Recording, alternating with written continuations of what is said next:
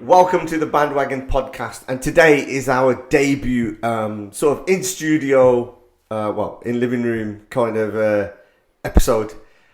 But this episode needed somebody of that kind of magnitude, and this guy is a singer, producer, but most notably a lyricist. And so, without further ado, welcome to G.S.Nawepindiya, Gopal Singh Nahal. Rick, how you doing, man? Thanks for having me on. No, it's good. It's good to have you on. We can try this out and see how it goes, and then. Yeah, man. It'll be good. Vadiya hoga. Yeah, it'll be good. Before we carry on, I go. Aaj main khali haath nahi jana. So I was in Tesco the other day, and this caught my eye. And me being a big Manchester United fan, and Rick being a big Manchester United fan, and he actually lived this era. I actually caught Cantina's last season. That's when I became a fan of Manchester United. But there you go. And might I say, this probably be my favourite podcast already. So thank you very much. There you go. I'm going to pose for it now. I'll put it on Insta a little bit later. But yeah. And my actual fashion sense and the Greys actually follow him. So and my playing style. Yeah, I could tell. Yeah, thanks for that. Yeah. Gopal, I know this has been a kind of... You don't do that many interviews yourself, so I'm kind of privileged on this bit. Why do you take a more kind of background role, especially when coming to kind of interviews? Background role? How do you mean, bro? Well, I think there'll be some people in the music industry especially who would love to kind of showcase their face, any kind of project that they're trying to do and really hammer it. You know, kind of bleed it out, the project. Oh, okay. So when I first came out, like, with the debut single, I'd done a lot of radio then, and then after that, done a lot of TV. Right after the first two songs, I was sick of it, really. That's what so you got sick of media? Well, this podcast is going to go well then. Well, it weren't even that. I was like just forcing you to do. I literally phoned you. But this is different, Hannah. This is a chat. This ain't formal. Yeah, fair enough. Yeah. I think that's important, especially with the misconception of what podcasts are. Yeah. The way that I see it is just a long conversation, really. Yeah. So, a lot of people won't know that me and you actually got a bit of a history in terms of we're from the same area in Handsworth. Yeah. Share the same postcode, B21, not B20. Represent you. Yeah. But we also went to the same school. Yeah. And that journey consisted of the 11 bus. You still live there. What is the significance of Handsworth, especially in your music or any kind of work that you do? So most people my age are either third generation or even fourth generation in this country, but I'm actually second generation. I was born 24 years after marriage. Originally, my mother was told she'd never have a child. We can maybe talk a bit about that later on in the podcast, but focusing on Handsworth. My dad came to this country by himself when he was 14. So not even an elder teenager, a very young teenager. He was 14. On the ship from Punjab. And like literally when he was boarding the ship, he was with his extended family, a few elders, few people around about his age. And literally they counted people onto the ship. And as soon as he crossed the mark, like they put their arm down to say, right, that was the last guy. The rest of you stay back. And he goes, I remember that. He goes, that scarred me because his closest cousin was the guy that had to stay back, and he was the last one to go on. So it's that movie moment where he turns the sliding doors. Yeah. Like his head turning and the emotional violins come out and all of that.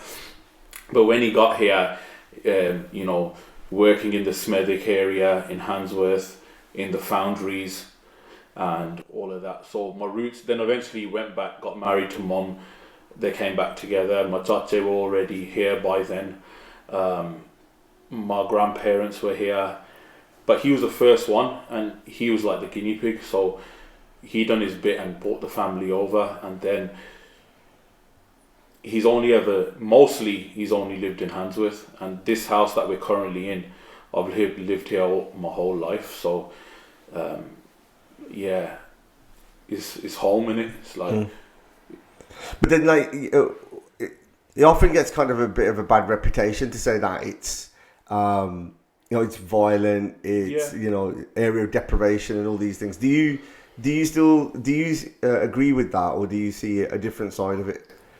There's violence and criminal stuff everywhere. It's just that they put the magnifying glass on Handsworth, but the value of the area is in the name.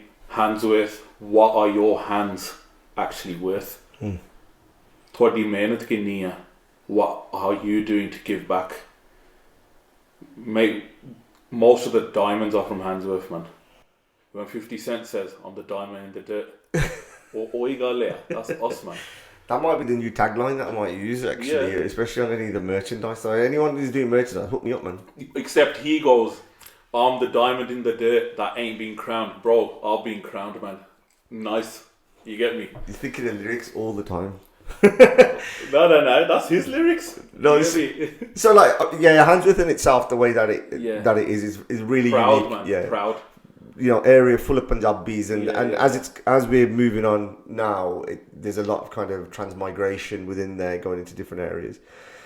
But I touched on the 11 bus, what we used to catch to go into Lordswood, and those were some of the journeys from Rookery Road, which I would say is probably the main artery of UK Bhangra.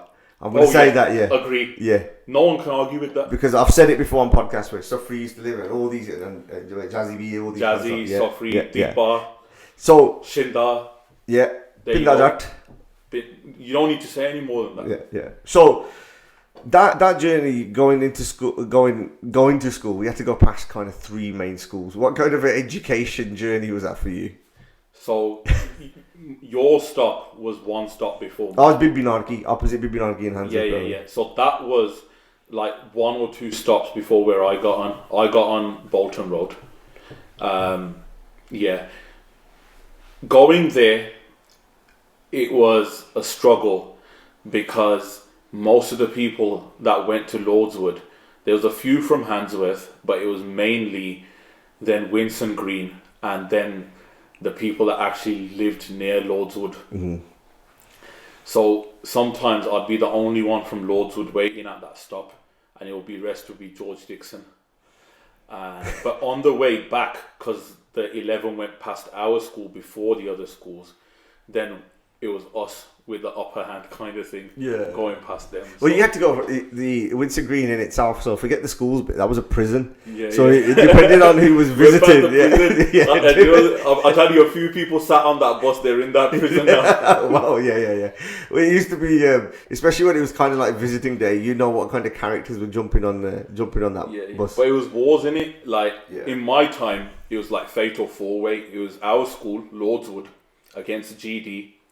Against Holyhead, against Handsworth Grammar, and the main rival was George Dixon, but they had a mad influx of brothers and sisters from Somalia and East Europe, and I'm telling you, all of them could have it, man. So after that, it got interesting. But yeah, it was that in number 11 bus journey. You can make Netflix series on that.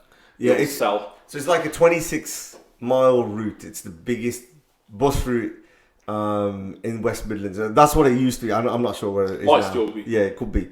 And we used to get on. Used to go upstairs and sit at the back. Yeah. And then coming back, I would just sit downstairs at the back because all the lads used to be there. And it was yeah. But the funniest bit was we used to go on the way back.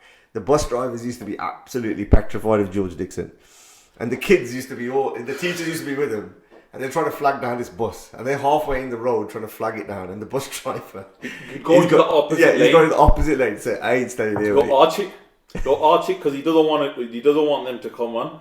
But that bus is like, it was a war zone. It was like a matrimonial service. You saw the best love stories, the best drama on there. You can make, seriously, if they made a Netflix series called The Number 11, it'd sell mad. It'll be bigger than Peaky Blinders. The crazy story that I remember witnessing myself was on the Dudley Road. Yeah. So where the hospital is and stuff like that. Yeah. Well, it's known as City Road now. This guy was running away from the coppers, and we could see this. And I'm sitting downstairs. Now the old school buses used to have a fire exit at the back, and this guy was outrunning the police. And then an old lady wanted to get off at the stop. Summerfield stop, I think it was. I'm not sure if it's still there. Yeah, okay. Summerfield Road, I think. Yeah. And the driver got the timing absolutely bang on, where he opened the door, the lady jumped off. There must have been some connection between the guy running away and the driver, because he looked up and the driver just left the door open just enough. Guy jumps on there. All of a sudden he's got like a machete in his hand and he's running towards, like, there's about 3 of us at the back. And he goes, as he's running towards us, absolutely bricking it. And he goes, "Excuse me, I just need to go there." We go, "What?" Moved to the side, opened the fire door, ran into the park. That fire door, though, that's where people sit at the back and let their friends on for free. Because they'll just come on, then they'll just sit there like that. But then on our bus, like, my first day at Lordswood, like, I was coming. We used to do the entrance on Lordswood Road. Then you'd have that long walk past the tennis courts going to school. And on the entrance, there's a tall guy standing there on my first day. And I'm like, that doesn't look like a cigarette. It looks like a piece of paper. And that smells a bit weird, man. It doesn't smell like a cigarette. And that was my first time smelling weed, man, ganja. But on the bus, like, Bunde would smoke on the bus, cigarettes, weed, and the drivers were scared to tell them. There'd be fights on the bus, and if you're getting battered, the driver ain't gonna save you. Yeah. But then there were some gangster Seng drivers, big beards, bugger. And they used to stop the bus, grab mans, and throw them off the bus. And that was a proud moment for us. Would be like, "Yeah, Sengani died there." You get me? That was sick. That was pretty good, man. I used to pay 37. You pay 37p then to go on from from 20p you could go from Handsworth to town for 20p. Killing it, man. Back in those days, I think the adult day savers must be about over £5. I ain't got a clue, man. I haven't Day saver was £1 back in the day. Is it £4? Well, there used to sell. There used to be some drivers used to sell them on. Or used to sell your day saver and grab it back. Yeah. Like, obviously when looking back, that has a real impact on your character in terms of, like, traveling on your own. Like, kids don't do that in this way. Did that have an impact in terms of your future life, in terms of, like, your resilience or your writing? Because you said there was a lot of stories on there. Yeah. How did, like, Handsworth and school and stuff like Handsworth school, the bus journey, all these kind of things play into in your writing skills? Of course, I wouldn't say directly, because I don't think I've made songs about my childhood yet growing up, and maybe I'll do a story album one day. But you just got banda lekhda marjuga, but I won't ever be able to cover even like 0.1% of what I want to write in terms of, like, Sikhi and everything else. So I don't know where I'd get the time to even write about that. But it's influenced the way I write. It's influenced the thought process. It's motivating in some ways. Like, sometimes when you've gone through something and you're like, I gave it my all and I was a little bit short of achieving something. And the odds were against me, and I think you feel like maybe the system's done you over. You sometimes get these thoughts, whether they did or didn't. It's like maybe it's a bit of denial. And then it motivates you to be like, when I'm in the studio, I ain't going home until that's at that level. Otherwise, it's not coming out. Like, I'm not saying I'm 100% perfectionist or the best example of that thought process, but sometimes hojan daya. So, I would say the experience is good and bad. Indirectly, they've pushed the music. They've dictated certain things. But what was a young Gopi like? I call you Gopi. You call me Gopi, yeah. You know what? I hate that. Anyone watching this, anyone drops a Gopi, mate, I'm telling you. I only say that because that's what I got you saying in my phone. But anyway, what was a young? You better change yeah, that. I'll change it. I'll change it. Yeah. What was a young Gopal like? Innocent, mummy's boy, wouldn't hurt a fly.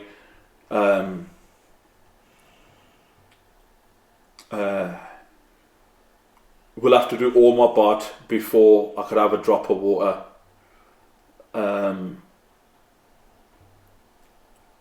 Would be hurt to see someone hurt.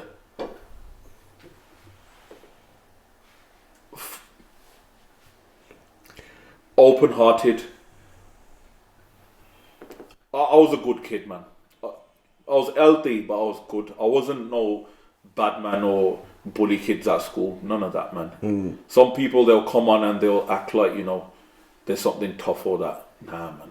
Just a normal kid. Obviously, have been spoiled because my mum was told she'll never have a kid. So, masi munda jamea.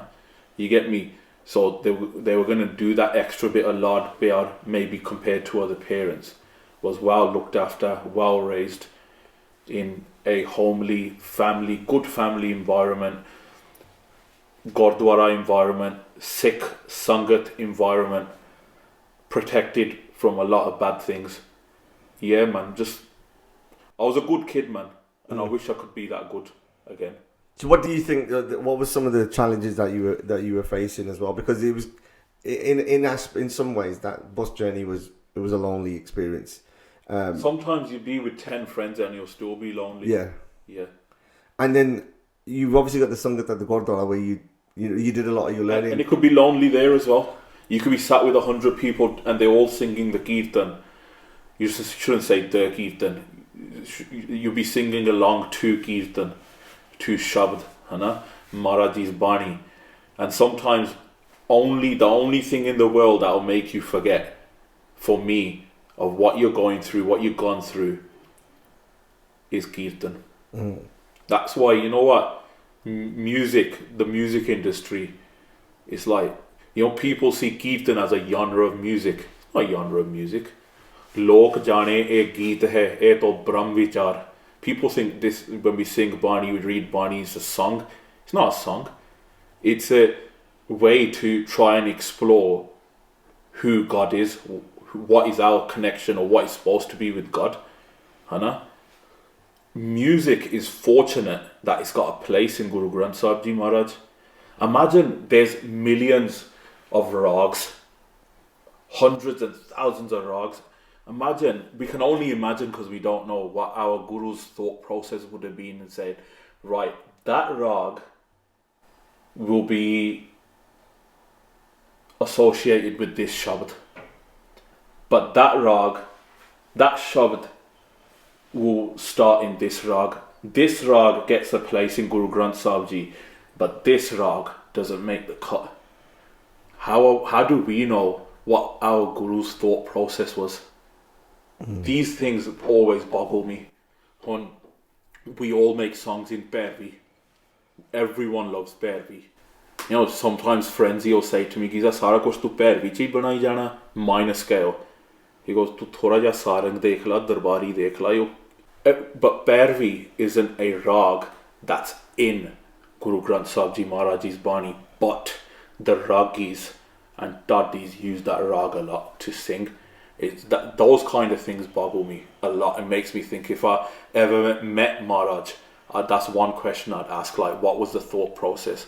What's the reasoning that certain rags were in Guru Granth Sahib Ji Maharaj's Bani and certain rags didn't make the cut? I have very little, knowledge, or if not nothing, compared to it. Yeah, scale. But in terms of, is that in terms of to create an emotion or a feel? Yeah. So we were talking about, like, loneliness and all of that. But then, when the Kirtani is a genius and he knows that this composition I've got here, he'll know what that shabd to an extent means, and he'll know that this shabd is needed to be sung at this moment according to what's happening in the world or in a particular situation, and this is how I'm going to sing it.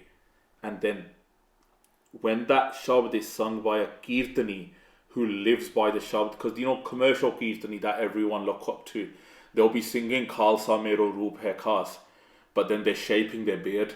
Like they'll get this hot metal wire and they'll rag just do this, and that's why their beard's shaped. But they'll cut their beard, they'll shape it a certain way. They drink behind closed doors, they eat meat behind closed doors, but they'll sing Khalsa Mero Roop Hai Khas. But then you got special kirtani that may not be as technically as good as those commercial T-series kirtani, but they're living by the shabd. They live by the word they're singing. And when that kind of kirtani does kirtan, that's the best thing in the world. That's when the loneliness doesn't matter. That's when you know, okay, Hajavi Sangat Hegiya, Hajavi the Bant is one family. For that moment, it feels special then. Your introduction into music then, just tell me a little bit how you got into it, because like we can already kind of see, I can already kind of feel in terms of like your musical brain is functioning really, really quickly and a lot. But how did you get into it? So Dad grew up in front of Daddy Amar Singh Shonki. Amar Singh Shonki was my dad's Nana's best friend. Yeah, I think. Yeah, Nana's my dad's mama's best friend. Yeah, one of them. I always get it mixed up. But Amar Singh Shonki was always chilling at my dad's nanke, like at their house. And Dad spent a lot of time at his nanke, so he grew up in front of Amar Singh Shonki. And then he was a big fan of Yamla Jat. Yamla Jat sang at Dad's pre-wedding event, before Dad married Mum. And when he became Amritdari, like a lot of the famous Dadis like Daya Singh Dilbar, when they came to England, they stayed with my parents. Dad looked after them. And even though there was no musicians or singers or writers or anything in our family, Dad appreciated good music, good Dadis.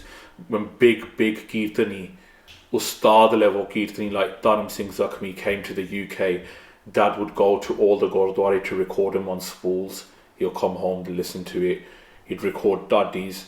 And then obviously when I was born, good Kirtan, when I say good Kirtan, I mean of a musical high standard, but the person singing it was like a Gurmukh, like very good Gursikh. That was being played, Dadi Vara being played. And then the typical thing that everyone says, we grew up on Panjabi films. That introduced me to, Manik and Shinda. And I only knew their famous songs as a kid. I'm not going to say I listened to them inside out. I religiously got into them when I was about 17. But in terms of actually learning music and, getting into the music industry and all of that, at my local Gurdwara, greatest Kirtani of all time, ain't no man test this, but not just Kirtani, he was a Hira of the Qawm. It doesn't matter which Guru Gar you were from, which Jathe Bandi you were from, whoever you were associated with, people loved my favourite person of all time. That's Gyani Amolak Singh Ji. And a tabla player that was always associated with them and played with them a lot was Uncle Ji Gurmeet Singh Virdi. And now a lot of people from the Bhangra industry, like people like Tobzi, that spent a lot of time with Uncle Ji. Jaggi Rihal learnt off Uncle Ji for over 10 years, I think. And when they used to play with Kirtan, they changed the game. The way they played with Kirtan, especially Gerwa, which is, the 4s and the 8s kind of rhythmic cycle. Most Punjabi songs, 98% of them, they're in Gerwa. The way they played was totally different to any other tabla player. And then we used to stand up as kids in the darbar and watch them, how they were playing. And they brought so much style, charisma, funk into the way they played tabla. It was like mad. They'd match the Kirtani's energy. And then obviously wanted to learn off them naturally as a kid. But as a kid, you think they're going to teach you the beats straight away and you're going to be a bad man in a couple of weeks. But when you realise the baby steps you have to go through for many years, then eventually at that age, like, I'd rather just play PlayStation. So I learnt off for a while. And then I came back many years later and learnt off this student, Dhanwant Singh. But it was around that time I decided to learn Kirtan as well. And then after that, so was there like a set curriculum that you would have to kind of... Yeah, but I was like, when I was learning off Dhanwant Uncle Ji, because they're my neighbour, they live a couple of doors away, they were so chilled out and patient. We just have fights in double R class. We lob the powder bottle at each other, pull the hammers out, and then pull the pen out, start playing dole on the double R and everything, just do mad shit like that. But then with Kirtan, I never ever saw myself ever singing. And I was at the Gurdwara, and one of my favourite Uncle G's, they came up to me, Gurcharan Uncle Ji, they go, have you ever tried doing Kirtan? I was like, nah. They go, you should try it, like, it's good. I go, okay. Like, you talk about being a sheep.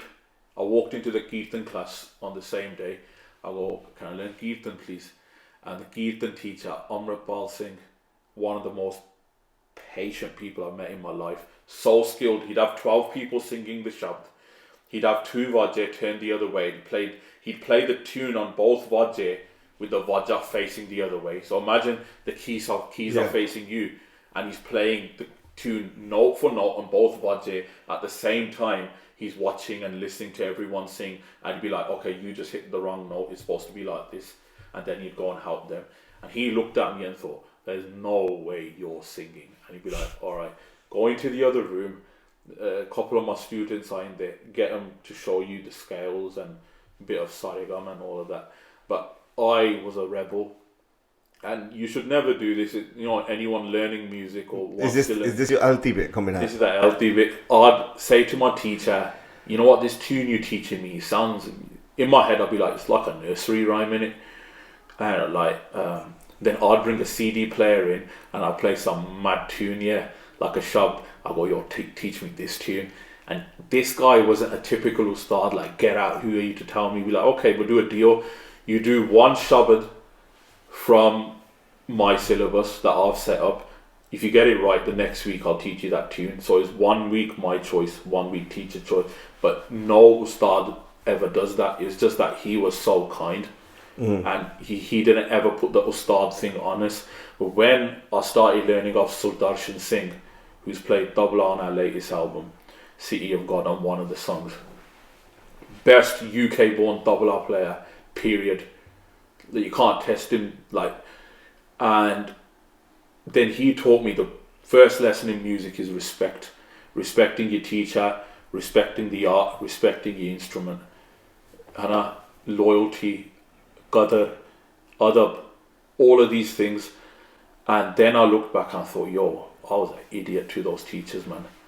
But I've had the chance to apologise and learn. And I thought, those things that I taught us, those boring vocal exercises, those boring nursery rhyme tunes they were teaching me, that's the difference between an average musician and an excellent musician. Because if you get those right, it's the same as anything, though, isn't it? Anything. In terms of like practice Anything. makes perfect, and you're building up those steps to get to where you are. But then I learned a bit off an Indian classical teacher. A lot of people in the music industry, they listen to Koshki Chakrabarti. She's probably the leading exponent of Indian classical vocals in the world right now, the most relevant one. Everyone watches her. She packs out concerts wherever she goes in the world. I learned off her Gurpen, as in her dad's student, someone who learnt alongside her, Sant Ji. I learnt off her on and off for a few years, and that was the serious stuff, man. That Indian classical learning, that just blows your mind away. And then you realise, you know what, I should have started when I was 3 years old, and then maybe I would have got somewhere. But then there's a syllabus change, because if someone goes later on in life, the teacher's job is to write, he wants to do this, but if I'm going to teach him the way I teach a 3-year-old, we haven't got that time span. He's come to me here, he wants to launch in 2 years, so I've got to make him ready quicker. So then the syllabus is different, and I learned that off that teacher. Not that I went with it and not a singer, but that's when my mind started opening a bit more. I mean, you got into great depth in terms of like what that that first part of that journey is. But as a young man at that time, it would have come at a cost of something else. You know what I mean? So you're dedicating a lot of time. But I didn't, because I wasn't someone who was practicing for 4 or 5 hours every day. I'd go to my lesson and then practice a little bit just to make sure I could play something in beat, or I can sing something half correct maybe, just to do enough to get onto the next lesson. I wasn't a good example of a student of music, but the experiences I had sitting with the best musicians in the world, certain conversations I witnessed take place, certain like philosophical kind of lessons I learned. Like with Sudarshan Singh, he was like, this isn't just learning an instrument and practicing it. There's history behind this instrument. Do you know who invented this? Do you know what the purpose of this was? Do you know this composition is 300 years old? Do you know how this composition's made? Like, then the science behind the music, the philosophy, the history behind it, and then that makes you appreciate the composition or the beats in front of you a bit more, and that's when your mind opens a little bit. And when you're making songs, you get that knowledge and inspiration and apply it into there.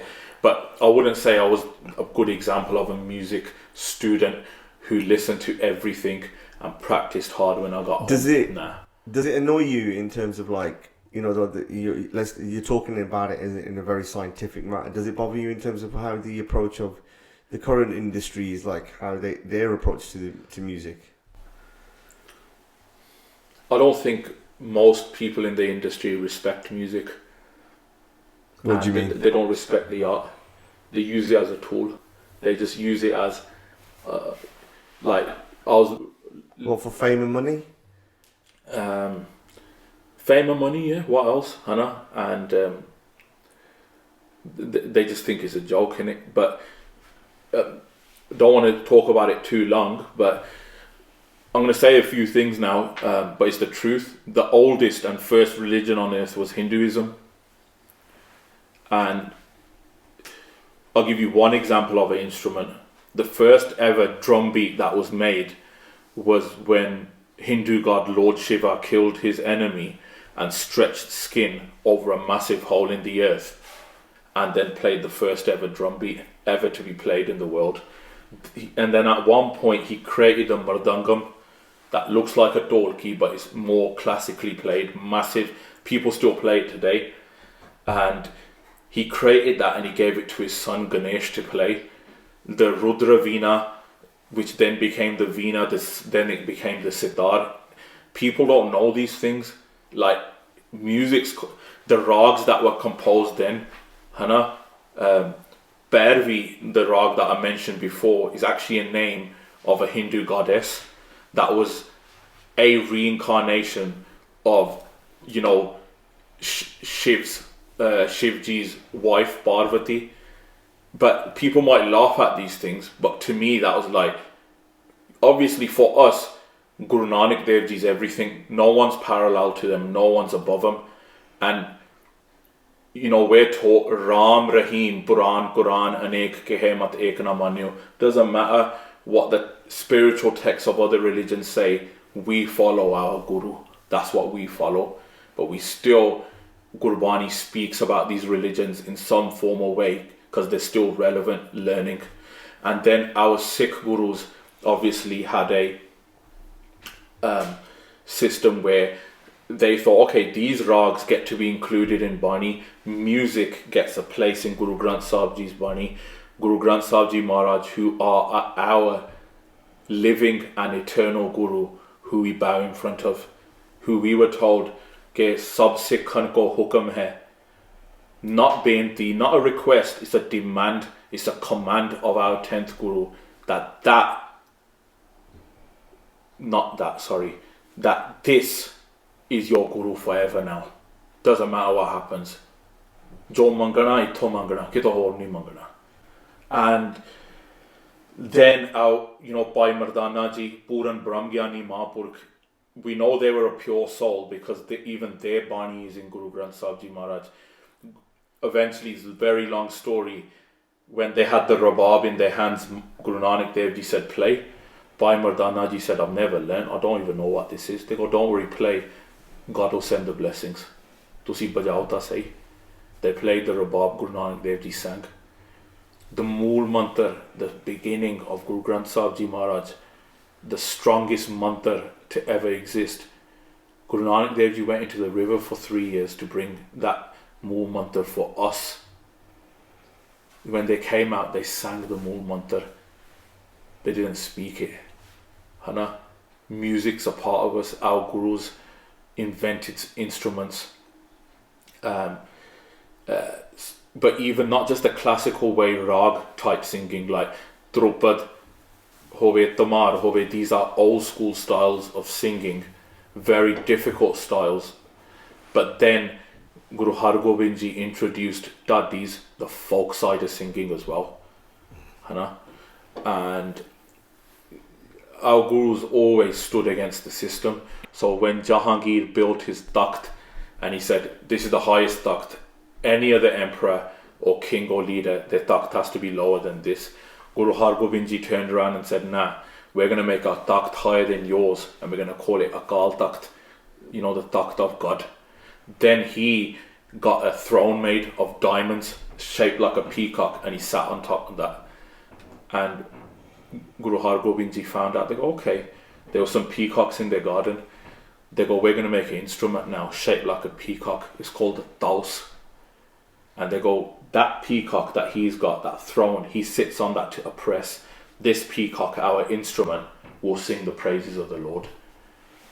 And people think, yeah, you're not supposed to be deep or spiritual with music. Our gurus were deep and spiritual with music. What are you on about? So sometimes I guess it's not people's fault because they don't know these things. And I'll just not even scratch the surface. Like we can do a 1 million hour podcast. Yeah, on it sounds like it's I know. So when people series in itself. But then when I've told certain people about these galla and they're still using it as a tool, then that's disrespectful, innit? Yeah, I think if music puts money on your table, so look, people have bills to pay, people need to eat. It's an entertainment industry. People want to make music, they want to make money. That's fine. If it puts food on your table, it's made you loved by millions of people around the world. It's paying your bills, especially if you could do it as a living, knowing that it's come from a very special source. It's your duty to give back and put out quality messages in your music, dharmic music. Do you feel that people don't respect everyone music? Now they see it as a secondary thing. A lot of writers, some of the best writers from Punjab, their quality of lyrics for their commercial stuff's up here. Soon as they're doing dharmic music, in terms of quality, is down here. I'm like, either you don't know how to write a dharmic song because your knowledge ain't there, or your love for the dharma ain't there, or you're just doing a quick one as a tick box exercise. But even if you look at the budgets people, the money people, and the time money they put into their commercial songs, and the way they push that, the video, the first look poster, the main poster, paying gold media, 20 bags for promotion, whatever. Do you do all of that for a dharmic song to make sure that gets a push and good message goes out there? God's given you a talent. He's allowed you to have a life to make music. Music puts money and food on your table. So it's become tokenistic then? Yeah. And music's come from a spiritual source. You're supposed to give back. It's not a request. You have to do it. And you're not doing it. And then their dharmic music doesn't sound 10% as good as their commercial because they're just doing it to, you know what? Senga khosh ho joge. Hana? But the Sengs are going to find out now that you're doing it as a tick box exercise. Events happening in the Sikh calendar, Vaisakhi onali dharmic gana kaddo, Kisan Morcha kaddo, Guru Nanak Dev Ji's 550 as Gurpurb, every man and his dog. There's Bande that haven't sang a song for 20 years, they came back to sing a song. I'm like, yeah, you still alive? Wow. Hara? They see dharmic as a second. Shall I tell you a story? I think I told you this before. I was working with a particular producer And you know what? A lot of people that work with us, part of our team, they're not practicing Sikhs, but it doesn't matter to me, innit? And they've gone, one of the producers that I'm working with, he's gone out on a night out, you know, he's doing his thing, he's drinking, whatever. And he's knocked into this upcoming vocalist from the UK. And I think they both had a bit to drink and they had a bit of a back and forth in a food place outside the club. And like, yo, what's your issue? What's your issue? All of that. And do you know what the singer said to that producer? The last thing he said, he goes, yeah, you just carry on doing your dharmic music, innit? Do dharmic karla. As in, and the way I took that, you seem like dharmic's a joke or something. You think it's secondary to your stupid Jat and Galasian songs that you guys do. The people I write songs about, hana, ser let gaya, ek hath vich ser sega, doe hath khanda, e hoya ya. Who's number one then? So how do you Dharmic's number one, your Bhangra industry's number two. So how would you use whether that? you like it or not is the truth. We made you guys. But how would you use that? The Bollywood industry and the main music directors in the Bhangra industry or Punjabi folk music, they were inspired by people who used to sneak to the Golden Temple, Harmandir Sahib, sit outside and listen to our Kirtani, how they made music, how they sang and played instruments. Yeah? A lot of the people who have learnt in the UK have learnt from Kirtan teachers, then they've gone and applied that knowledge into the Bhangra industry. The reason Punjabi still have music is because of our gurus. Hana? Our people were told only the Mughals are allowed to do music, only we're allowed music in our darbar. And our guru said, nah, we're going to use music as well. We're going to sing the praises of the Lord. My people, who are your people as well, they rejuvenated, promoted and maintained this art form. Whether it was folk or classical, people died for their rights, for us, so we can sit here today. Hana? And then now you guys have had the watered down version in your industry and you use it for fame and money. We don't answer to you. You took from us. We've got the real deal. You lot got a watered down version. We're number one. I'm not number one because of me. I'm number one because of my guru. But whether I'm good or bad, I'm his Sikh and I'm making music about him and his people. So we don't answer to you. You lot answer to us. We're not secondary. You're secondary. You get me? So did you use that? I was trying to say in terms of like the fuel wise. Did that inspire you to make you do? Of course it does. The next album or the next single. For City of God, it did. So that incident then made you do the second album. Yeah. I remember when we had the conversation when you did your first one. You said like I was going to do one. And you know what? Only because of Guru and the Guru Sangat. It doesn't matter how good a product is. It doesn't matter how talented someone is. I don't class myself talented. There's plenty of UK born people in their hundreds and thousands more talented than me. But I'm lucky because the Guru Sangat support me. They put their hands on my head. They stand with me. They stand in front of me. Guru Sahib's tomorrow it might flop. They might be like, I am who I am because of Guru Sangat, because of the people. I answer to the Sangat. I don't answer to the industry. If the Sangat said it's good, it's good. Doesn't matter what the industry says. You get me? So, yeah, that kind of story. And now, like I said, because of the people, the Sangat, because of Guru Sahib, City of God, the album, is doing better than all the commercial albums. Men lie, women lie, numbers don't. Numbers are in front here. When was the last... You're going to answer this now. Okay. Do you know the hype City of God created before it was out? When it came out, up until today, what was the last album in the Bhangra industry that created that much hype? Go on. Answer it. What, in terms of outcomes, in terms of getting that position? Not or just hype-wise? Position included, hype included, awareness about it going viral. In the UK, what was the last album that done it on that level? And this is a Dharmic album. People told me, don't do Dharmic. It's not going to work. No one's interested. Don't use these old singers that are in their 60s and 70s. No one listens to them. Don't record fresh instruments. People are about the beats. You gotta have a video. We didn't have a video. You gotta pay 20 grand to Gold Media. We didn't pay a penny to any promotion. You gotta do all of this other shebang. We done everything people told us not to do. And what did God show people? That if the truth's gonna win, it's gonna win in the end. Am I lying? No.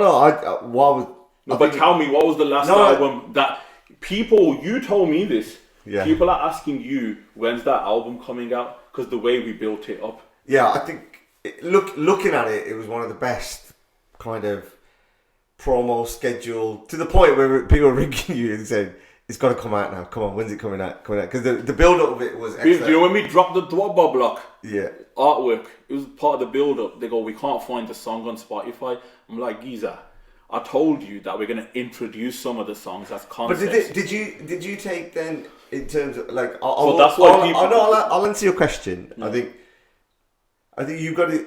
If you're looking at all the main artists, you've got like obviously Sidhu, Karan Aujla, Diljit, those AP. How can we forget him? Yeah, AP. Yeah. All them guys obviously have got that. They've got the financial backup in order to do what it does. So to try and compare it to yours, which I know which was virtually zero promotion in that way, just what you've done on your social media, you've learned, and it's the truth. Yeah, and you've learned the formulas in terms of how people have done the best marketing, and you've put it together. I don't think it is comparable in that way, because then imagine if we had the money. Yeah, but they're not exactly. But they're not. Imagine if we did all of that. Imagine what we would have done. It's not on the same starting ones, but to say, like, to kind of outperform them in that in one aspect is in a couple of aspects. Is different, and that's why it's unique. So I think it's a bit unfair in terms of it's not the same kind of race. If anything, it's unfair to me because I didn't have their starting point. But without that, it's done the damage in it. Yeah, I think what I took away from it was obviously the album is great and it's good, and from what the support that it's got that I can see is great. But obviously, I don't know. At the other time, being fair, I don't see the impact in terms of the messages that them guys get. I got kind of first hand. But what I will say is that there is, from the way that you've done the social media and the way that it was marketed, you could see it was genuine. Yeah. So there was no fake buys, no fake views, all these things, because there's no videos that exist alongside it. And I think, especially in the modern day, people are using those double functions of doing their promo work, and then if it's flopping, well, at least we can buy the videos and the follows, and that makes it gives the impression that it looks good. Whereas if you're coming from your angle, you've got nowhere to hide, because if it flops, it flops. Yeah. But like I said, doesn't matter who I am, what I'm capable of. Doesn't matter who the team is, what they're capable of. It all happened because of God and God's people, the Sangat. They made it a success. It's clearly, obviously, you've got your many talents and passion come through. Yeah. You know, what inspired you to start writing though? Because that's a difficult writing area. Full stop. Yeah. I used to write, like when we used to go Panjabi school, we used to be taught to read like different text, whether that was poetry, stories, and then you'd have to stand up at the end of class and teacher would be like, okay, you read chapter 2 today.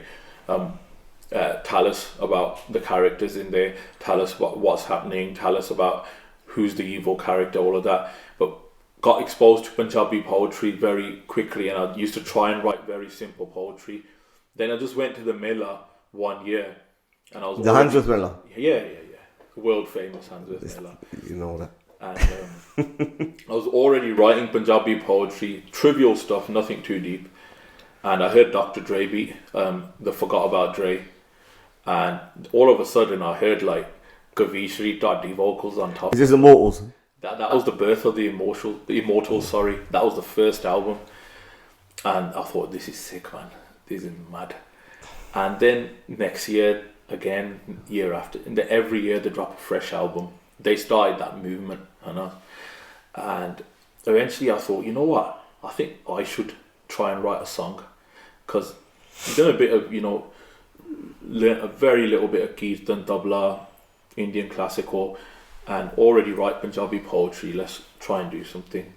And then the first song I ever wrote was Bina siron singh larda sato ladya janda ni, eh ta maut de more kharde sato khadya janda ni. Track 2 of our first album, Puth Gobind Singh there.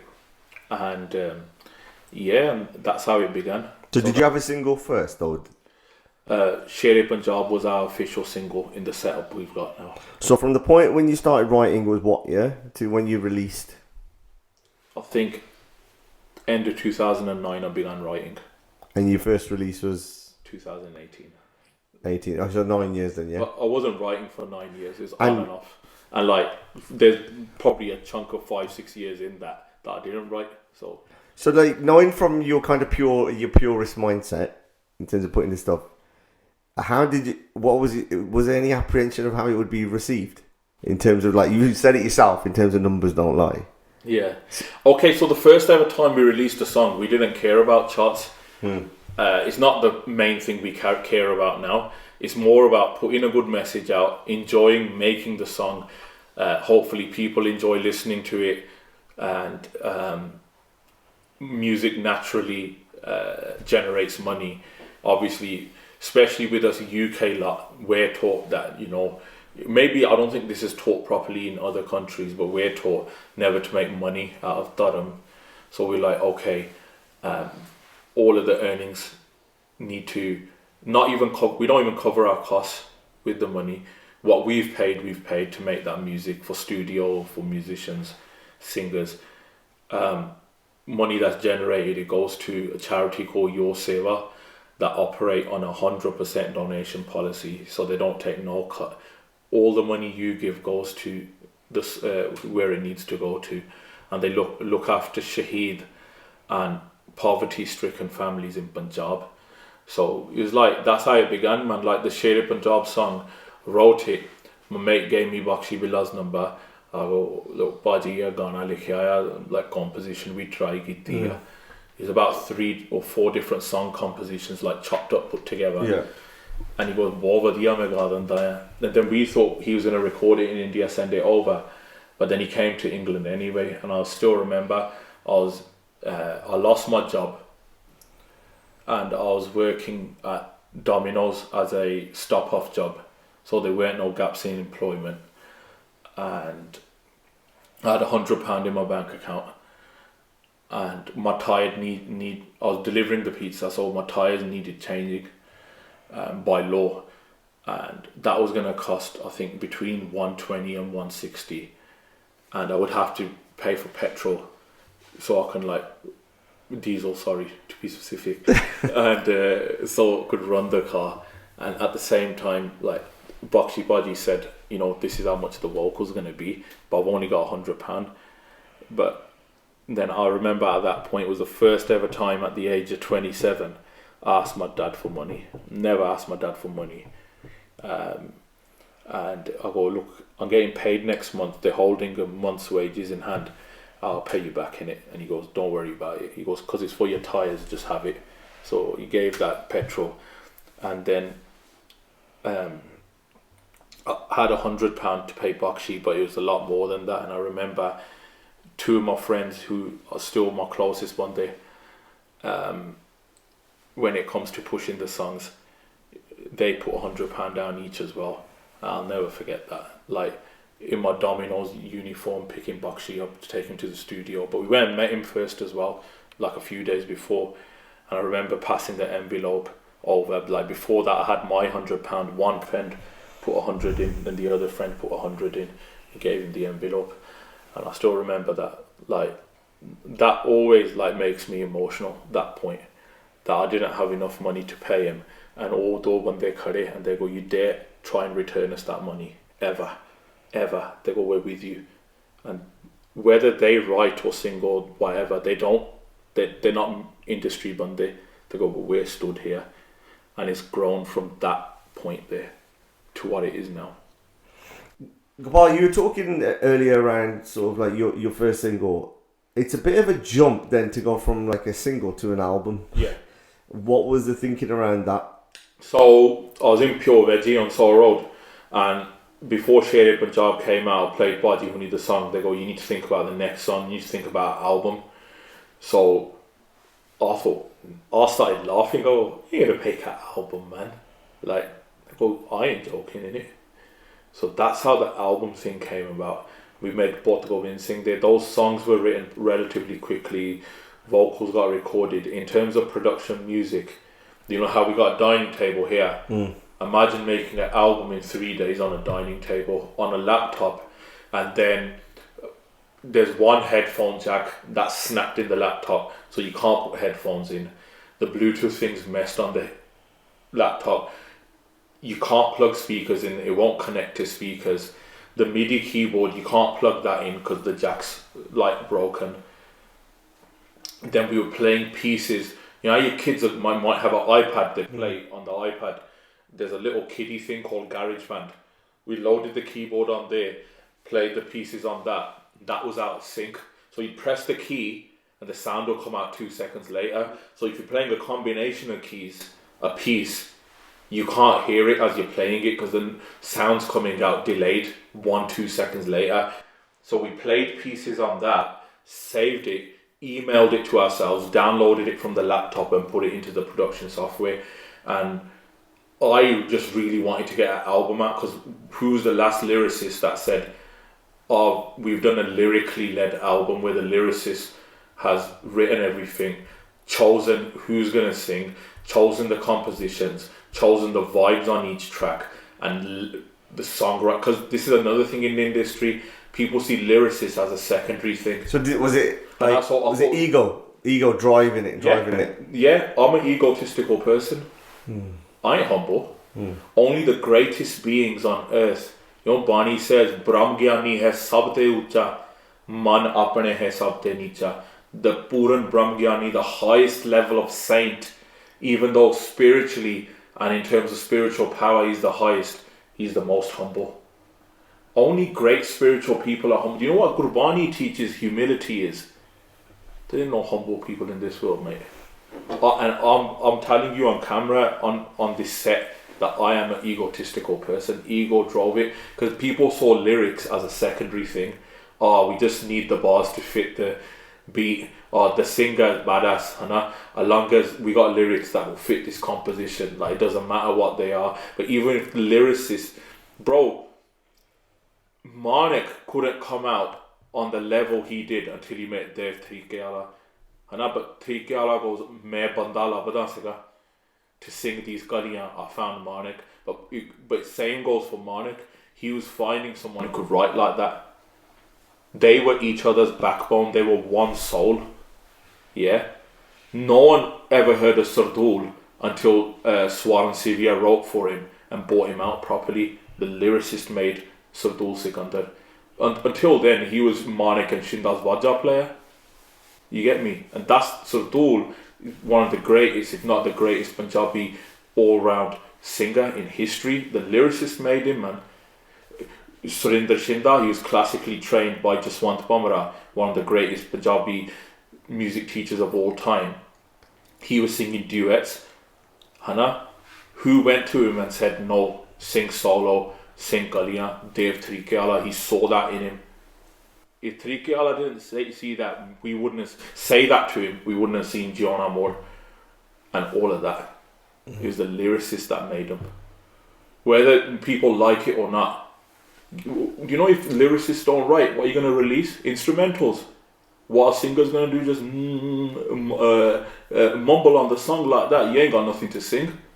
If I release, you know, in terms of musical law, you know, the songwriter and composer own the song unless they sign it off. By default, if I've written lyrics, I own half of that song unless I sign the song off. You know, that's the proper music law. What the mainstream, you know, the gore, that's how they've set it. That's what reality is. So so the industry here is way behind then. Now they're picking up. Now they realise, because we're in an industry now where the new gen is where the main singers, the most famous ones, they're not good singers technically. Why are they selling? The lyrics are catchy. People are understanding the lyrics, because the Punjabi's watered down, the new Punjab lingo, how those kind of guys speak Punjabi there, that's being used. And now a definition of a good writer is someone who can write what people want to hear, but not necessarily who's a great poet or a great songwriter or composer. So if someone can rhyme the word now iPhone with anything. Now the industry is becoming lyricist-led again. Is that because there's a lack of lyricists out there? Nah, there's plenty of lyricists. Plenty of lyricists. I'll get you a lyricist write your song for £10. Get you a lyricist that write your song for £10,000. How long's a piece of string? Plenty of lyricists, but you become lyricist-led now because the biggest songs coming out, the music ain't all that, the vocals ain't all that. Why is it selling? Either it's the visual, or it's got to be the lyrics. The lyrics, people now, they're like, lyrics, vadiya chahiye. People putting up on their Insta stories, lyricists hit us up, songwriters hit us up. Before, songwriters used to be running to people to say, oh, can you take my song? I used to be stood at Melee at the back of the stage with papers in my hands. There'd be events on Soho Road, I'd know certain singers coming. I'd wait until they come off stage at the Mela or a show on Soho Road just to have 10 seconds with them to say, I've tried to write this. Can you quickly have a look? Can I have your number? Or who can I speak to? Standing in the cold, in the rain, just waiting for them. And I've been embarrassed loads of times. But now I've got to work with singers that are technically a million times better than those bandits that dissed me. Why is that? God's blessings. God's watching. God's timing is never wrong. That's what Frenzy said when his debut single Keep Moving came out with Jazz, Me and myself. That's what he said. He goes, God's timing's never wrong. I'll never forget that. The patience that Frenzy had to wait that long to get a song out in terms of production. We all know what that song did and it's still doing till today. It went number one. Number one official charts. You can't beat someone who's number one in it. Well, I don't know anyone. not these little charts, these these radio charts or these Asian TV channel charts. No. That's opinion based. You make those up. We know you make those up. This is the Gore. We're in a Gora country. This is a Gore saying you're number one. And then Dharmik music is number one. What was the response to Puth Gobind? Puth Gobind Singh there. That went straight to number 2. It became the highest positioned Panjabi album in UK history in the mainstream charts. And it was made in 3 days. So if you waited on a dining table. If you waited another week, you could have got number 1. Sorry? If you actually waited another week, took the jack out, you might have been number 1. Who was at the chart who beat you? Lewis Capaldi. You can't compete with him. He's like the next Ed Sheeran. This time around, City of God, I saw the numbers the other day, actually yesterday. They actually sold 3 times more than Puth Gobind Singh, our latest album, but that was still number 2. It weren't number 1 because it depends on who you're competing with on the day. Ed Sheeran and Adele didn't leave the charts since October. Yeah, they were number 1, number 2, number 1, number 2. Level. Then Meatloaf passed away. I don't even know who Meatloaf is. What do you mean? No, but listen. then he occupied the first 10 positions.